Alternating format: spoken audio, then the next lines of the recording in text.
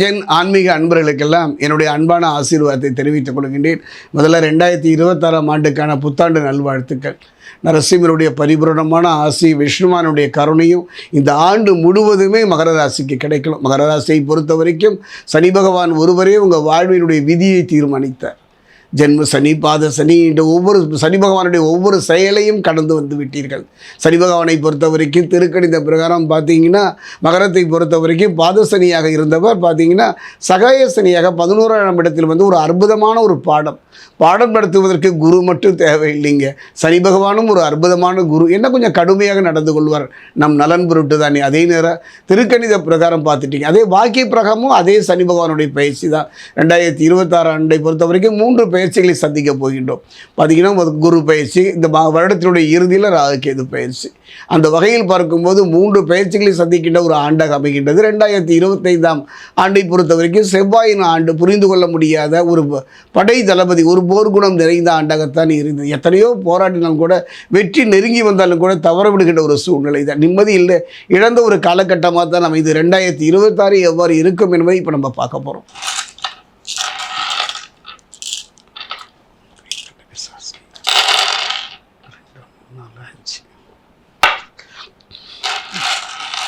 மகரத்தை பொறுத்த வரைக்கும் உத்திராடம் 2, 3.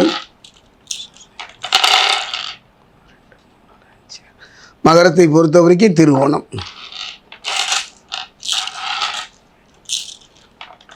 மகரத்தை பொறுத்த வரைக்கும் அவிட்டம் 1, 2. மகர ராசி அன்பர்களே, ஒரு அருமையான ஒரு வாழ்க்கைங்க. என்னடா நமக்கு பாதசனியாக இருக்கின்றது, இந்த பாதசனி இந்த வருடம் முழுவதும் தொடருமே, இவர் அருமையாக இருக்கும் என்று ஆரம்பத்தில் சொல்கிறாங்கன்னா உங்கள் மன திருப்திக்கு மட்டும் கிரகங்கள் அவ்வாறு சொல்கின்றன. இழந்ததை திரும்ப பெறக்கூடிய ஒரு பொன்னான அற்புதமான ஒரு காலம் 2026ஆம் ஆண்டு.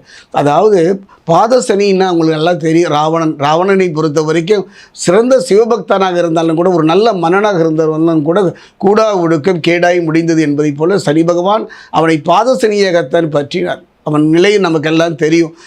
உடலும் சரி, மனசும் சரி, தவறான பாதையை நோக்கி தவறான மனிதனுடைய தொடர்பு இல்லாமல் பார்த்து கொண்டாலே 2026ஆம் ஆண்டு ஒரு அற்புதமான ஆண்டு. இழந்ததை திரும்ப தரக்கூடிய ஒரு திருப்புமுனை தரக்கூடிய ஆண்டாக அமையும். அதே நேரம் பார்த்தீங்கன்னா ராசிக்கு 12ஆம் இடமான விரயஸ்தானத்தில் பார்த்தீங்கன்னா ஆத்மகாரகன், பிதுர்காரகன் என்று சொல்லக்கூடிய சூரியன், புரிந்து கொள்ளுகின்ற காரகத்தினுடைய செவ்வாய், புதன், கலத்திரகாரகன், சுக்கிரனோடு கூடிய சனி மற்றும் குருவின் பார்வை அற்புதம் என்று சொல்வார். 5 கிரகனுடைய பார்வையை பெறுகின்ற ஒரு அருமையான சந்தர்ப்பம் விரயசனி.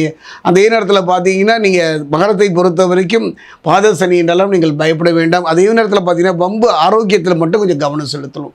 ஏன்னா இந்த பாதசனி வரும்போது பார்த்தீங்கன்னா எவ்வளோதான் சம்பாதிச்சாலும் கைக்கு வாங்கினா பையில் போட்டேன் போன இடம் தெரியல என்ற ஒரு நிலை தான் ஏற்படும். விரயசனியை சந்திக்கின்ற ஒரு சூழ்நிலை வரும். அதனால் கவனமாக இருந்து விட்டால் போடும். குறிப்பாக உடலில் சுவரை வைத்து தானே சித்திரம் வரைவிடும். உடலில் மட்டும் கவனமாக இருங்க. நீண்ட தூர பயணங்களில் அறிமுகம் இல்லாத மனிதர்களோடு சில அந்தரங்க விஷயங்களை பகிர்ந்து கொள்ளாமல் இருப்பது சிறப்பு. அதே நேரம் பார்த்தீங்கன்னா ராசிக்கு 3, 12 அதிபதி யாருன்னு பார்த்தீங்கன்னா குரு தானே. அதே 4, 11ஆம் அதிபதி என்ன செவ்வாயே சம சப்தமாக பார்ப்பதனால ஒரு அற்புதமான யோகங்க. 1000 பிரச்சனைகள், 1000 கவலைகள், 1000 இருந்தாலும் அத்தனையும் நீக்கின்ற ஒரு சக்தி இந்த குருமங்கள யோகத்துக்கு உண்டு. அந்த அப்படிப்பட்ட ஒரு யோகம் இந்த வருடத்தினுடைய தொடக்கத்திலேயே மகர ராசி பெறுகின்றார்கள். நீண்ட நாள் திருமணமாகலோ, குடும்பத்தில் ஒரு சுப நிகழ்ச்சி நடக்கவில்லையே என்று கலங்கியவர்களுக்கெல்லாம் அற்புதமான ஒரு யோக பலனை தரும். அதே நேரத்தில் அப்பா பிள்ளைக்குள்ள சின்ன கருத்து வேறுபாடுகள் வந்து வரை கவனமாக இருந்து விடுங்கள்.